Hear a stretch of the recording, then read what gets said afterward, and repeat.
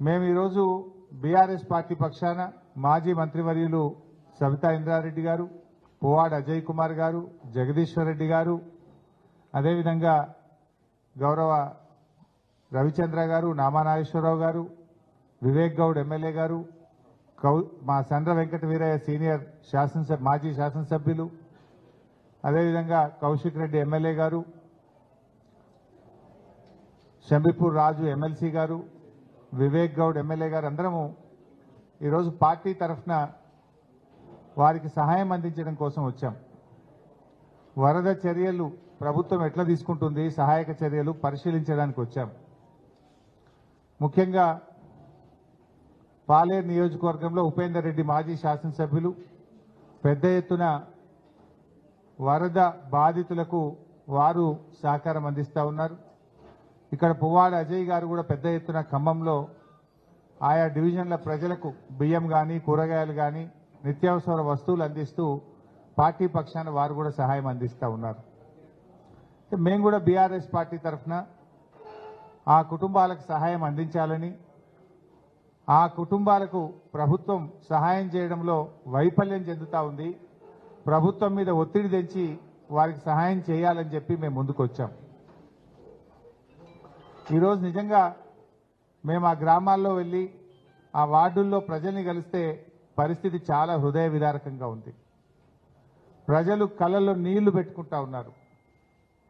ప్రజలు తమ ఆవేదన 3 రోజుల నుంచి ఇప్పటిదాకా కరెంటు లేదు, కనీసం నీళ్లు రావడం లేదు, పసిపిల్లలకు పాలు దొరకక బాధపడతా ఉన్నారు, ప్రభుత్వం మమ్మల్ని ఆదుకోవడంలో పూర్తిగా విఫలమైందని చెప్పి వాళ్ళందరూ కూడా తమ ఆవేదన వెళ్ళగక్కుతా ఉన్నారు.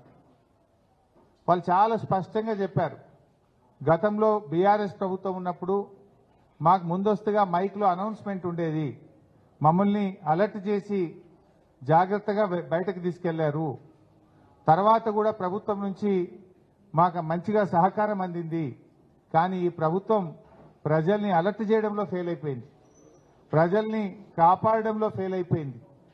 9 మంది ఎమ్మెల్యేలను గెలిపిస్తే 9 మందిని కాపాడలేకపోయినారు, కనీసం హెలికాప్టర్ పంపలేకపోయినారు. ఈ ముఖ్యమంత్రికి వ్యంగ్యం ఎక్కువ, పంతనం తక్కువ. ఎక్కడ చూడు వ్యంగ్యమే ఆయనకు. ఇప్పుడు పాలనపై పట్టుగోల్పై రేవంత్ రెడ్డి చీటికి మాటికి ప్రతిపక్షాల మీద బురద జల్లుతా ఉన్నాడు. ఇది నీ పరిపాలన వైఫల్యం. వాతావరణ శాఖ హెచ్చరించినా నువ్వు మేల్కొనలేదు. పెద్ద ఎత్తున వర్షాలు పడబోతున్నాయి, వాయుగుండం వచ్చింది అని వాతావరణ శాఖ హెచ్చరించినా ఈ ప్రభుత్వం ముందస్తు చర్యలు తీసుకోకపోవడం వల్లనే రాష్ట్రంలో ఇవాళ పెద్ద ఎత్తున ప్రాణాలు పోయినాయి, తీవ్రమైనటువంటి ఆస్తి నష్టం జరిగింది, ప్రజలు చాలా బాధపడతా ఉన్నారు. ఏ ఇంటికి పోయినా చెప్తున్నారు 4 లక్షలు 5 లక్షల నుంచి 10 లక్షల రూపాయల ఆస్తి నష్టం జరిగిందని. కట్టు బట్టలు తప్ప మాకు ఏమీ లేవు, అన్ని సర్వం కోల్పోయాం. మొత్తం నిత్యావసర వస్తువులు తెచ్చిపోయినాయి, బట్టలు తెచ్చిపోయినాయి, సర్టిఫికెట్లు తెచ్చిపోయినాయి, డాక్యుమెంట్లు అన్ని పోయినాయి. అసలు మా పరిస్థితి ఏందని చెప్పి కన్నీరు మున్నీరు అవుతా ఉన్నారు. పిల్లలు చదువుకున్న సర్టిఫికెట్లన్నీ కూడా నీళ్ళలో తెచ్చిపోయినాయి. ఇంటికి సంబంధించిన డాక్యుమెంట్లు కావచ్చు, వాల్యుయబుల్స్ కూడా పోయినాయి, బంగారం కూడా కొట్టుకుపోయింది. అసలు కట్టు బట్టలు తప్ప మా పెయి మీద ఏం మిగలలేదు. 2 రోజుల నుంచి ఇవే బట్టల మీద ఉన్నాం, వేసుకోవడానికి గుడ్డలు కూడా లేవు, తినడానికి తిండి లేని పరిస్థితి ఉంది, మా పరిస్థితి చాలా ఆందోళనగా ఉంది అని చెప్పి బాధపడతా ఉన్నారు. ఇది పూర్తిగా ప్రభుత్వ వైఫల్యం. కనీసం మంచి నీళ్లు కూడా అందియలేదట. 12 గంటలు డాబాల మీద ఉంటే కనీసం తాగడానికి నీళ్లు కూడా ఈ ప్రభుత్వం అందించలేకపోయింది.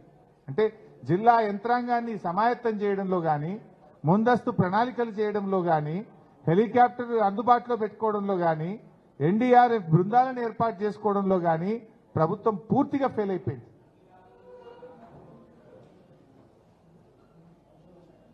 ఇప్పుడు ఆ ముఖ్యమంత్రి గారు మరి ఆ రోజు ప్రతిపక్షంలో ఉన్నప్పుడు చనిపోయిన కుటుంబాలకు 25 లక్షల రూపాయలు ఇవ్వాలని అడిగారు.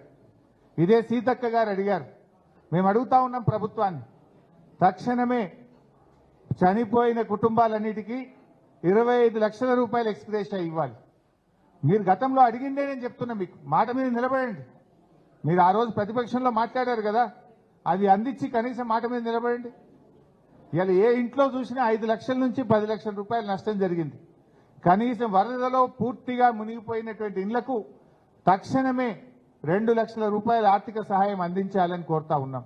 వాళ్ళు చెప్తున్నారు ఇవాళ ఇళ్లకు పోతే 10,000 ఏ మూలకు సరిపోవు, దయచేసి మమ్మల్ని ఆదుకోండి, ఈ ప్రభుత్వాన్ని నిద్రలేపండి అని చెప్పి వాళ్ళు చెప్తా ఉన్నారు. 2 లక్షల రూపాయల కనీస ఆర్థిక సహాయం అందించాలని చెప్పి కూడా మేము ప్రభుత్వాన్ని డిమాండ్ చేస్తా ఉన్నాం. అదేవిధంగా పిల్లలై ఇంటర్మీడియట్ కానీ 10th కానీ డిగ్రీ కానీ ఇంజనీరింగ్ సర్టిఫికేట్ ఏం చేస్తున్నారు? వరద తగ్గి దాదాపు 48 గంటలైనా ప్రజల్ని ఆదుకోరా? అన్నం కూడా పెట్టడంలో ఫెయిల్ అయిపోయింది ఈ ప్రభుత్వం. కనీసం ఇంత భోజనం ప్యాకెట్లన్నా పంపాలి కదా. మీరు బియ్యం ఇస్తే వండుకునే పరిస్థితి లేదు. ఇంట్లో దాదాపు ఒక అడుగు మోకాలు లోతు బురద ఉన్నది ఇళ్లలో. నీళ్లు ఏవైతివి ఆ బురదను తీసుకోవడానికి వాళ్ళు నానా తంటాలు పడుతున్నారు. కట్టుకోవడానికి బట్టలు లేవు, కరెంటు లేదు, నీళ్లు లేవు. బియ్యం ఒక 5 కిలోలు ఇచ్చిపోతే వాళ్ళు ఎట్లా వండుకోవాలి, ఎట్లా తినాలి? కనీసం ఇంత అన్నం ప్యాకెట్లు కూడా సరఫరా చేయడం చేతనైతే లేదా ఈ ప్రభుత్వానికి? పూర్తిగా ఈ ప్రభుత్వం ఒక దివాళకోరు ప్రభుత్వంగా మారిపోయింది. ముఖ్యమంత్రికి వ్యంగ్యం ఎక్కువ. మోకాలికి బోడగొండుకు లింకు పెట్టి పిచ్చి మాటలు మాట్లాడే ప్రయత్నం చేస్తా ఉన్నాడు ముఖ్యమంత్రి గారు. ఇక మేము డిమాండ్ చేస్తా ఉన్నాం. కేంద్రం కూడా ఫెయిల్ అయిపోయింది. ఈరోజు కేంద్ర ప్రభుత్వం కూడా రాష్ట్రాన్ని ఆదుకోవడంలో ఫెయిల్ అయింది. 8+8 = 16 కాదు, 0 అయింది. కేంద్ర బడ్జెట్లో 0, వరద సహాయంలో కూడా నష్టమే అయిపోయింది. ఏమైంది? కేంద్రం నుంచి ఎన్డీఆర్ఎఫ్ బృందాలు ఎందుకు పంపలేకపోయారు? కనీసం ఒక హెలికాప్టర్ని ఎందుకు పంపలేకపోయారు? ప్రాణాలు కాపాడడంలో రాష్ట్ర కేంద్ర ప్రభుత్వాలు ఫెయిల్ అయిపోయినాయి.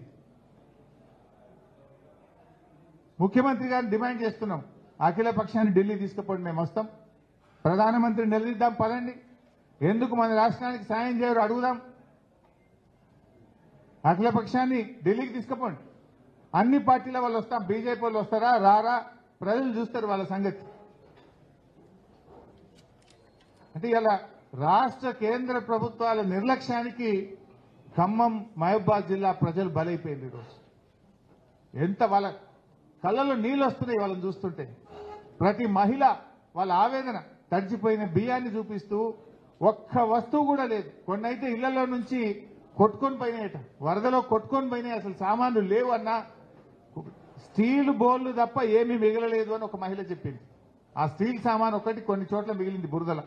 ఇంకా మిగతాది ఏది పనికిరాదు. ఇక కాగితాలు పోయినాయి, డాక్యుమెంట్లు పోయినాయి, బట్టలు పోయినాయి, డబ్బులు పోయినాయి, సమస్తము కోల్పోయింది. ఆ స్టీల్ సామాన్ ఒక్కటి మిగిలిందన్న, అంతకు మించి ఇంకేం మిగలలేదని చెప్పి పాపం ఆ మహిళలు కన్నీళ్లు పెట్టుకొని మాట్లాడడం జరుగుతూ ఉంది. ఇవాళ ఎట్లా తయారైందంటే ఈ ప్రభుత్వం చనిపోయినటువంటి వాళ్ళ విషయంలో కూడా సంఖ్యను తక్కువ చేసి చూపే ప్రయత్నం చేస్తుంది.